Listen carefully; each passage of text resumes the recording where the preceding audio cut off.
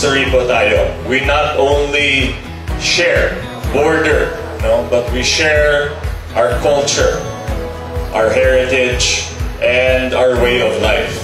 Parang nasa Ilocos Norte pa ako, kayo po ang mga brothers and sisters ng taga-Norte, and it's good to see all of you po. As your neighbor and governor, we support the rights of our indigenous peoples, and we will continue to fight for your needs kahit sa national government, kasi alam po natin talagang neglected po tayo, and you need more help.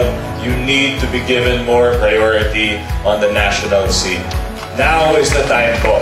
Once again, gusto ko lang magpasalamat and to wish all of you happy 59th Foundation Anniversary to the Municipio of Calanasan. It's my first time here, pero sana makabalik po ako dito.